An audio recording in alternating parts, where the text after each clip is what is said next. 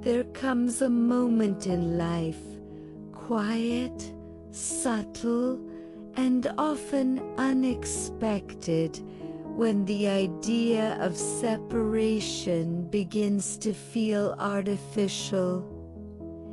It is not dramatic. It does not arrive with certainty or answers. It arrives as a question that lingers longer than usual. What if you are not as separate from the universe as you were taught to believe?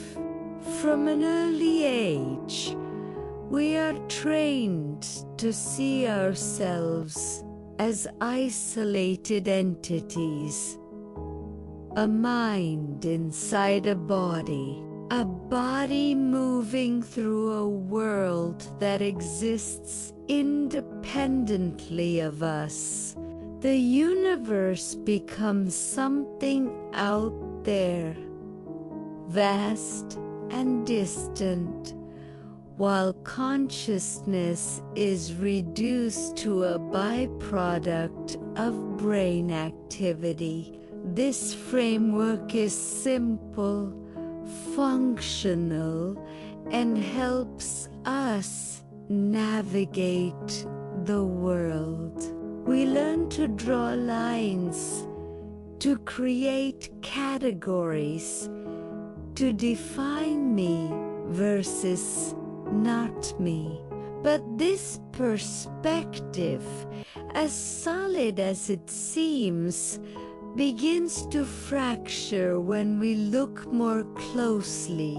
Modern physics reveals that matter is not solid in the way we intuitively experience it.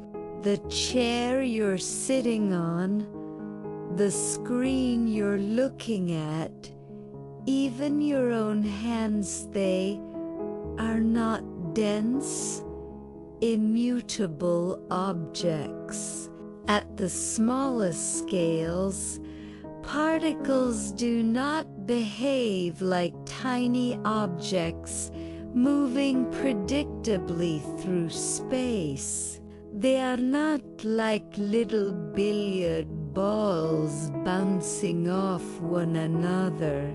Instead, they behave like probabilities, like waves of potential, like something waiting to be defined, waiting to collapse from a field of possibilities into a specific, observable state. And what defines it is interaction.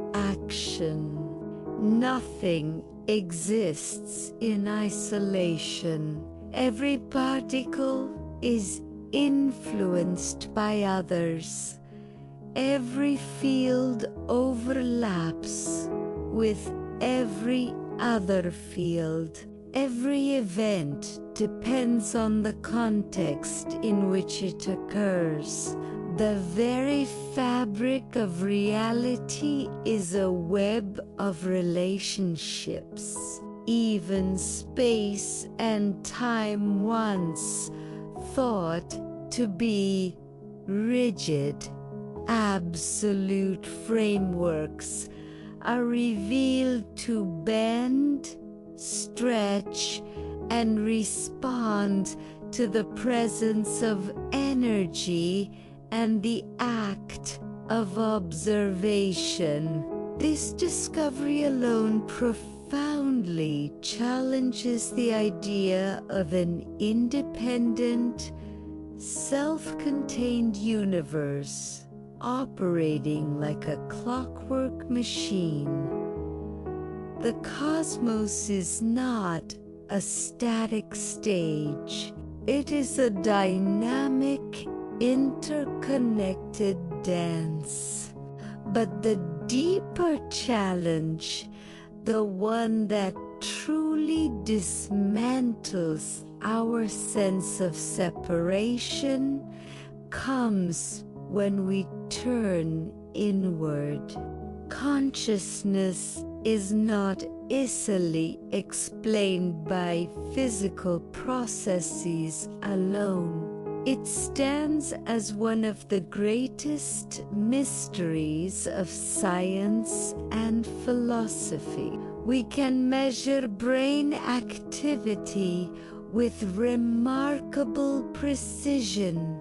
We can map neural pathways and identify which regions of the brain light up in response to stimuli. But the subjective experience of awareness, the feeling of being present, of knowing that you exist, the very taste of chocolate, or the redness of a sunset remains entirely elusive.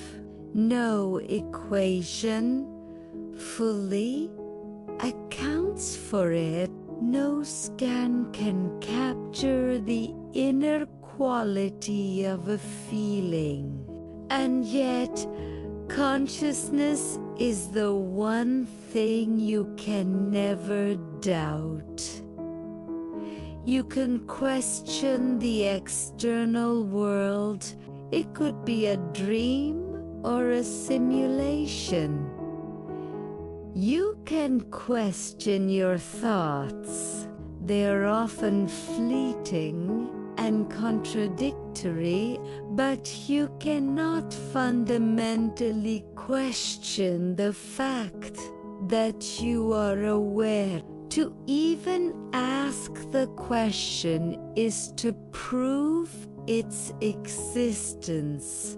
This makes consciousness not an object asterisk within asterisk reality, but the context in which reality appears. It is the canvas upon which everything is painted.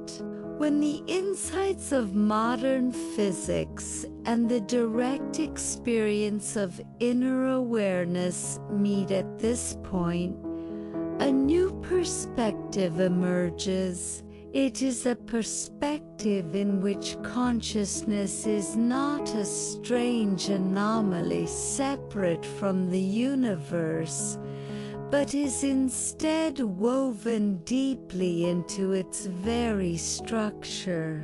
In this view, the universe is not a blind, meaningless machine running forward through inertia. It is a dynamic process constantly unfolding, interacting with itself, responding to its own state. And awareness is not simply observing from the outside, like a spectator in a theater. It is participating from within, an integral part of the show itself. Time, too, behaves differently when seen through this lens. In everyday life, time feels like a straight, unyielding line. The past is fixed behind us, the future an unknown territory ahead, and the present a razor-thin edge that is always vanishing. But physics tells a much more complex and mysterious story. Time slows down near massive objects like black holes. It behaves differently for observers at extreme speeds. At the most fundamental levels of quantum mechanics, the clear distinction between past, present, and future becomes blurry, even nonsensical. The arrow of time is not as absolute as we perceive it to be. In deep states of presence, such as during meditation, creative flow, or moments of profound absorption, people often report something remarkably similar. Time seems to soften and lose its rigid linearity. Moments stretch, feeling vast and complete. The mind stops its relentless measuring and cataloging, and instead it simply starts experiencing. This convergence of inner experience and physical theory suggests that time is not just a feature of the universe, it is a relationship between awareness and change. The present moment is where this relationship becomes visible. It is the nexus point where the abstract becomes concrete.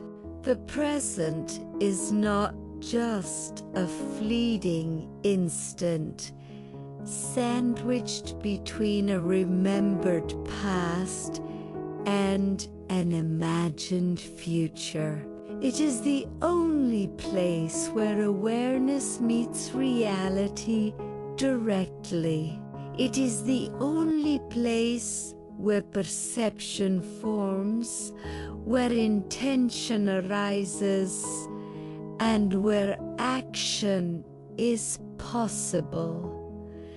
It is the workshop of existence, when our attention is scatterpulled between regrets of the past and anxieties for the future. Our experience of reality fragments. Life feels disjointed, chaotic, and thin. But when attention rests fully and completely in the present, experience becomes coherent and rich. This coherence is not mystical. It is an observable phenomenon with tangible effects. When you bring your full awareness to the now, the nervous system stabilizes and shifts from a fight-or-flight state to one of rest. Breathing naturally deepens and slows. The mind, freed from the burden of constant time travel, becomes clearer and more focused. The body responds as if it has been given permission to function efficiently again, releasing tension and restoring balance. Physics shows the same principle at work in countless natural systems. When elements move in harmony, energy flows smoothly and powerfully. When they resist or conflict with one another, energy dissipates as friction, noise, and heat. Alignment creates order. Resistance creates turbulence. This is not a moral statement. It is a structural one, a description of how systems function, from galaxies to cells to consciousness. The universe does not punish or reward. It simply responds. When your awareness aligns with the deeper patterns of existence with curiosity instead of judgment, with presence instead of distraction, with openness instead of fear, experience tends to organize in more meaningful and coherent ways. This does not mean life will always be comfortable, but it will feel more whole, more integrated. This perspective reframes the nature of struggle. Challenges are no longer signs of personal failure or cosmic injustice.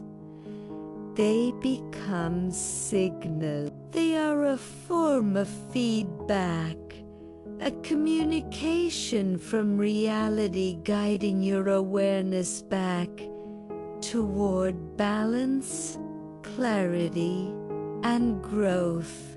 Pain, frustration, and confusion are not enemies to be avoided. They are teachers to be listened to. When resistance is met with gentle, non-judgmental attention instead of avoidance or suppression, transformation becomes not just possible, but inevitable. The energy that was locked in conflict is released and becomes available for healing and learning. This is where spirituality becomes profoundly practical. True spirituality is not an escape from reality. It is a deeper engagement with it.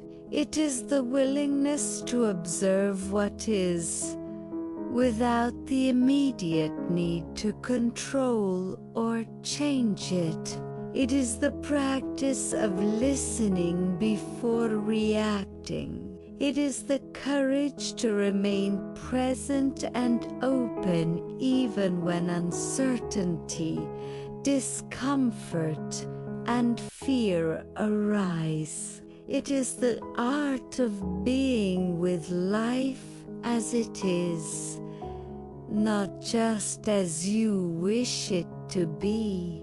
Physics, at its best and most honest, does the same thing.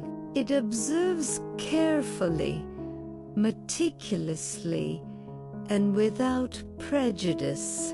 It relentlessly questions its own assumptions.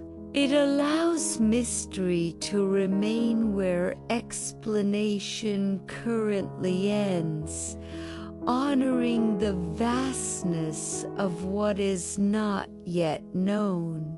At their core, both the path of the scientist and the path of the mystic point toward humility and understanding that reality is far more intricate, intelligent, and mysterious than any single framework can ever capture.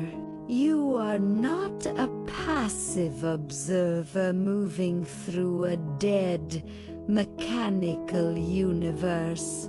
You're an active expression of a living, intelligent process.